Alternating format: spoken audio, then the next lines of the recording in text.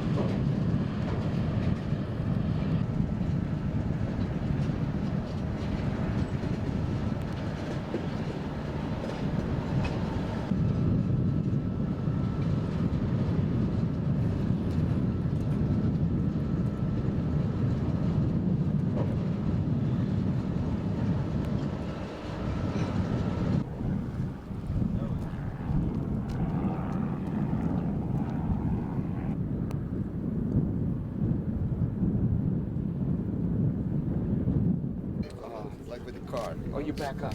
It's picking up. Yeah. It's like that. Fetteroi и первый этаж. No, третий этаж. Yeah, stage. CG maybe?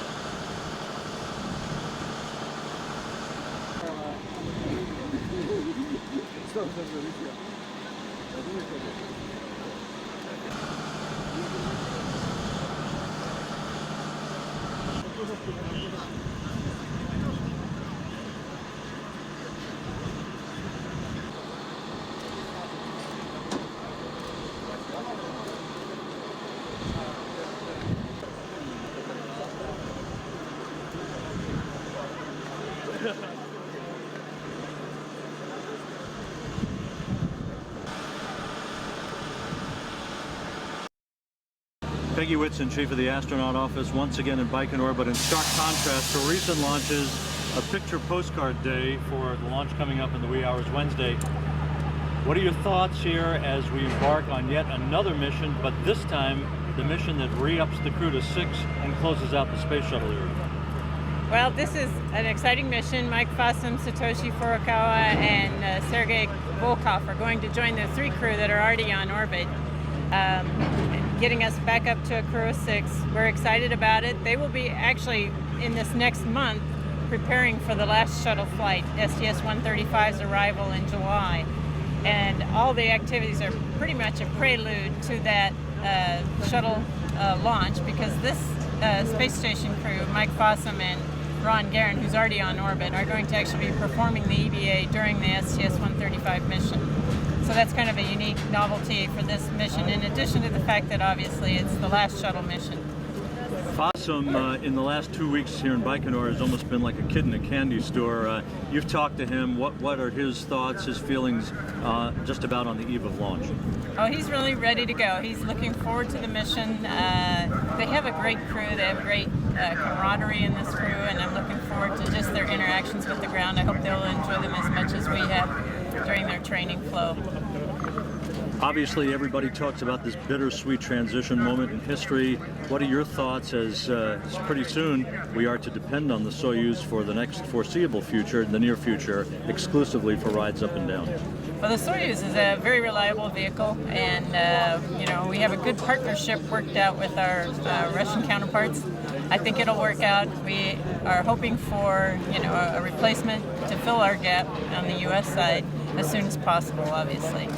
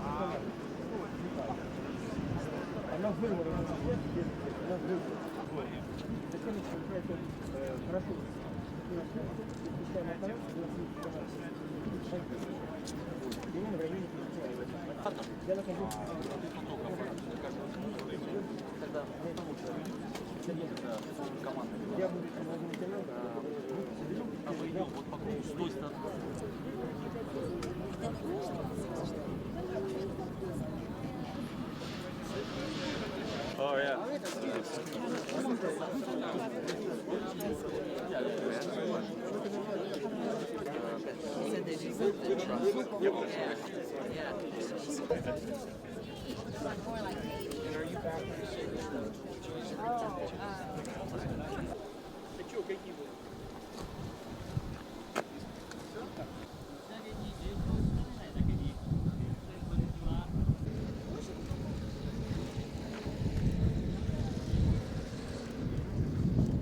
Visa didn't get cleared in time, so I couldn't do the direct flight from Moscow, so I had to go through customs.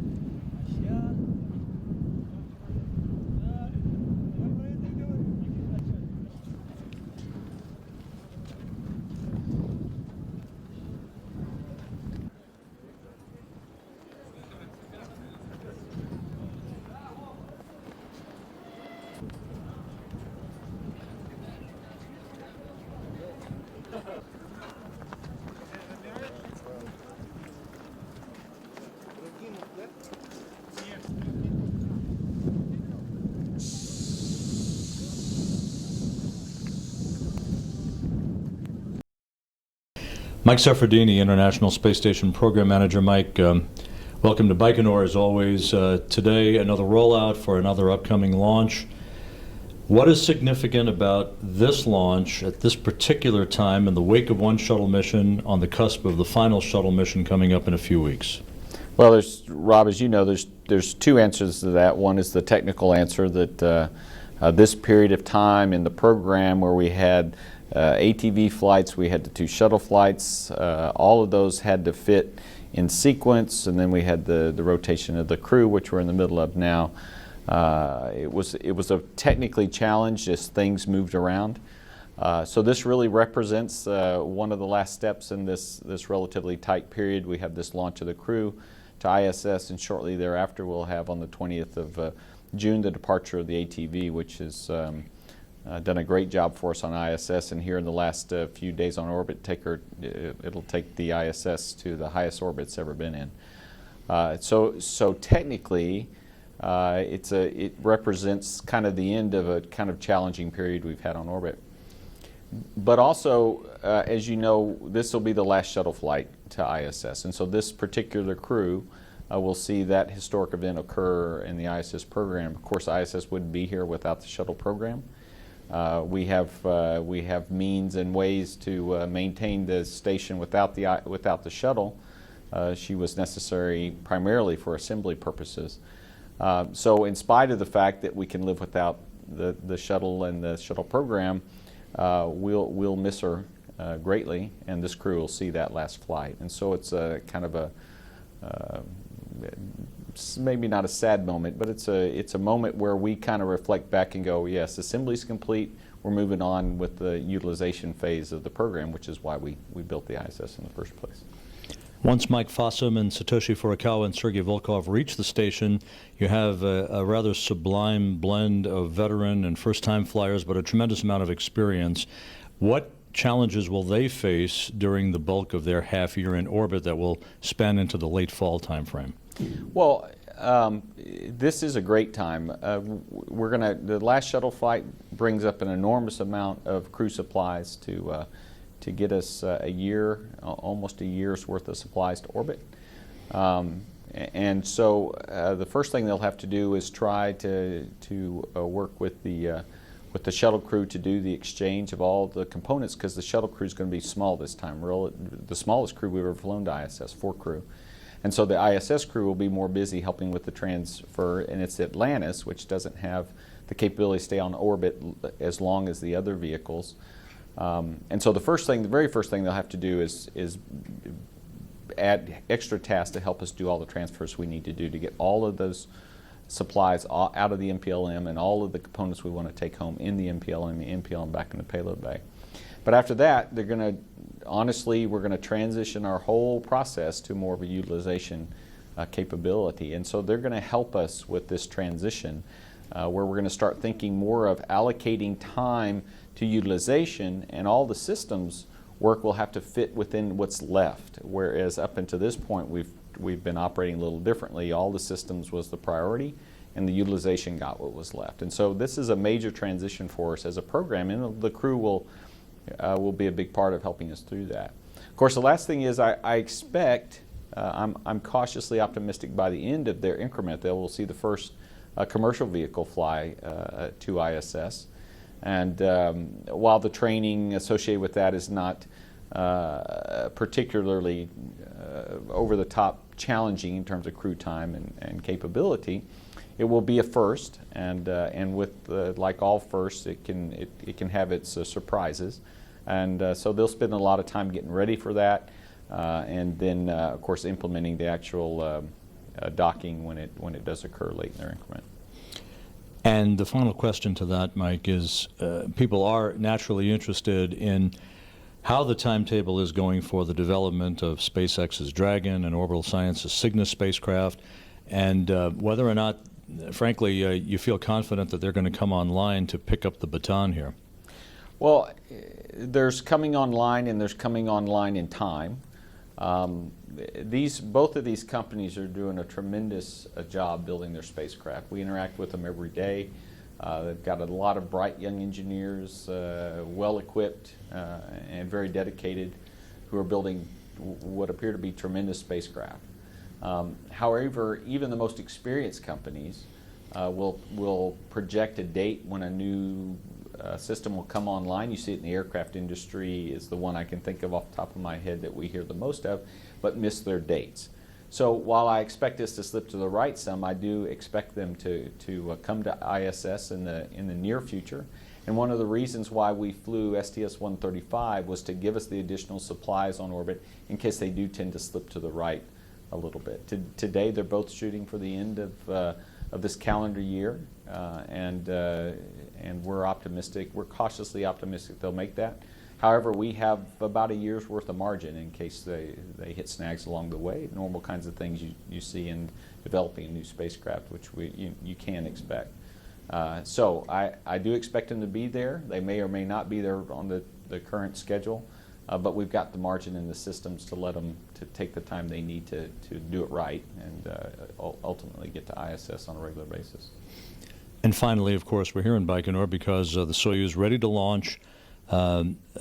Once again, our ticket to fly for the near future, anyway, up and down to station. A new head of Roscosmos. There is change in the air. How are you viewing that change, this transition period, in terms of the protection, sustenance, and safety of the ISS? Well, you know, as in any system, the head of the system can cause changes, affect changes. But down and in, you have a technical team here that's been doing Soyuz launches safely for many, many, many years. And what I see around me is a very focused team. What I have heard about the inputs from the new leader, Vladimir Popovkin, is all good. I mean, he's keeping the team focused. He's not talking about dramatic changes to the guys down and in here that do the day-to-day work. So I would expect this flight to be just like every other flight. The Soyuz is an incredibly robust design. The team that does this work gets her ready for launch and launches and operates her to docking is a talented, dedicated team, and so I expect this flight to be like every other one we've enjoyed. With the possible exception is the weather's going to be really nice this time. Bill Gerstenmaier, NASA's Associate Administrator for Space Operations here in Baikonur. Bill, another rollout today as another crew is on the verge of augmenting the space station back to 6 crew members. Your thoughts today as you saw the rollout to the pad, and your thoughts on the criticality of this launch at this time of transition? Yeah, I guess, again, my initial thoughts were the weather was just phenomenal today. It was a very pretty day for the rollout.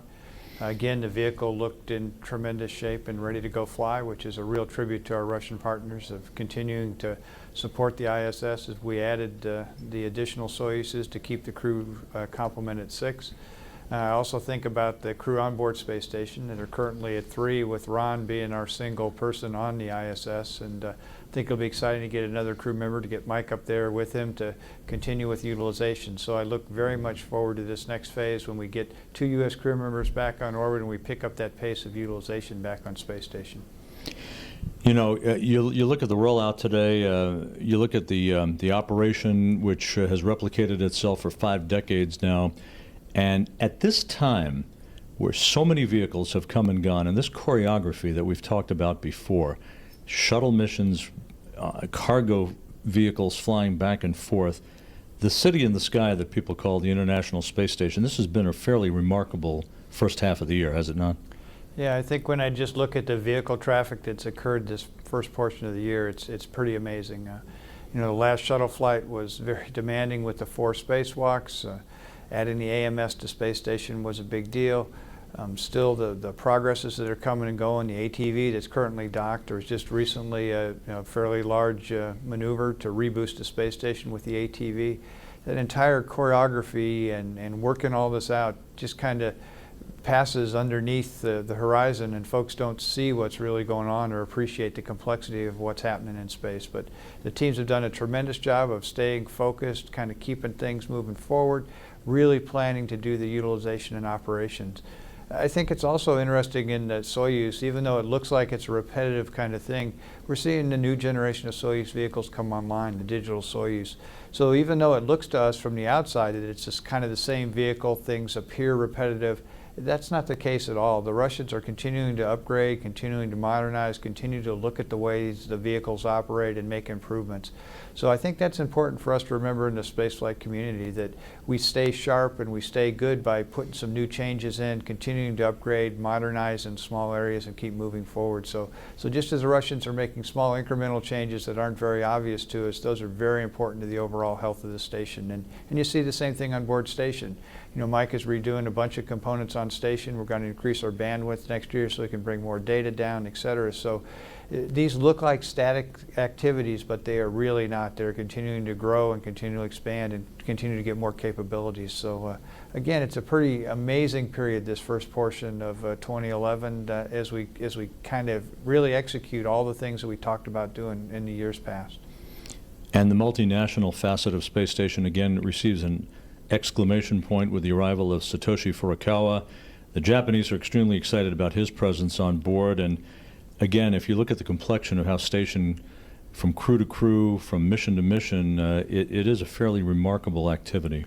Yeah, it's pretty amazing. You know, when I came down here and all the Japanese journalists were here for Satoshi's flight, it's pretty exciting seeing the excitement of them who come down here to see the launch, to kind of see it through their eyes. You know, I've had the luxury and privilege of being here for many times to see the launches. So in a way, I kind of see them as almost a normal event. But then when I see the reactions of the Japanese journalists and the families and the Japanese management to this activity, I see it through a different light, and I see that excitement again come back to about what we're doing. And it reminds me of how special what we're doing in space and these launch activities really are. So the chance to have work with the international partners and bring them in and get to see their new excitement in this activity is really something that's pretty special for me.